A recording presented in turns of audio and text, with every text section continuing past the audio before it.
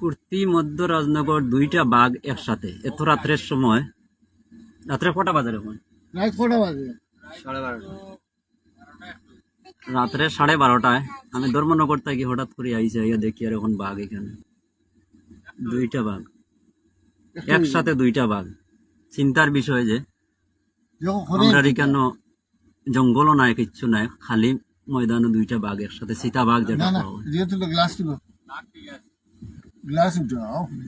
Glass এই side উঠাইলাস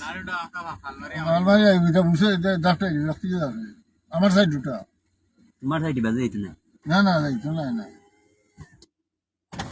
গাড়ি দিয়ে বাউলি মারলে কি হইব? না গাড়ি ফেস হইব, ই হইতো না। আমরা গাড়ির ভিতরে গ্লাস লাগাইয়া আছে, শুধু দেখতে আছে। আমরা লগে আর একটা গাড়ি আছে, দেখো বাইরে থেকে একটা গাড়ি আছে,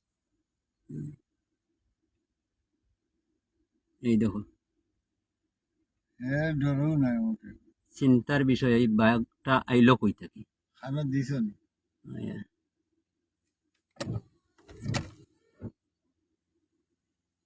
আমি আছি, সিরাজদা আছেন লগে, দেওবাড়ির সিরাজদা লগে।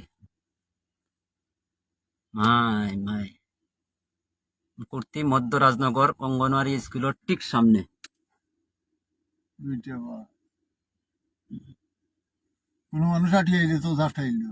দুইটা বাঘ, একটা উবাত আছে, একটা আছে নিচে বসা অবস্থায়। যদি কোনো মানুষ আটিয়া আয় তা হইলে তো সমস্যা হইব। আচ্ছা, এখন ঘটনা হইলে মানুষের তো কইতে হইব।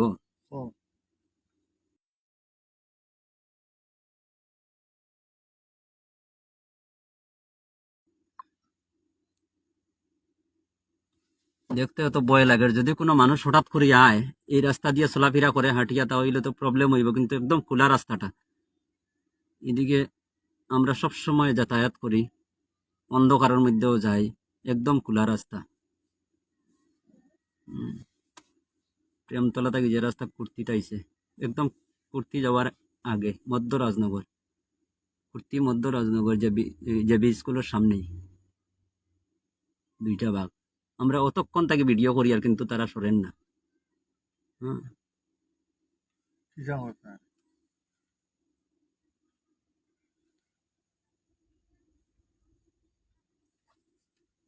দেখো বাল্লা করি, আমি গ্লাস খুলিয়া দিই আর দেখো।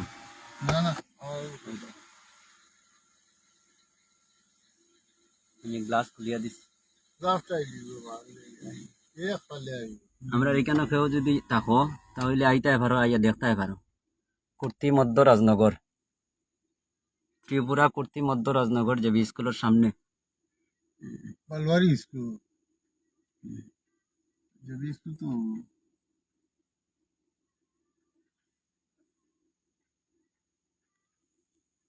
নিজেরও বয় লাগের কেমনে যাইতাম,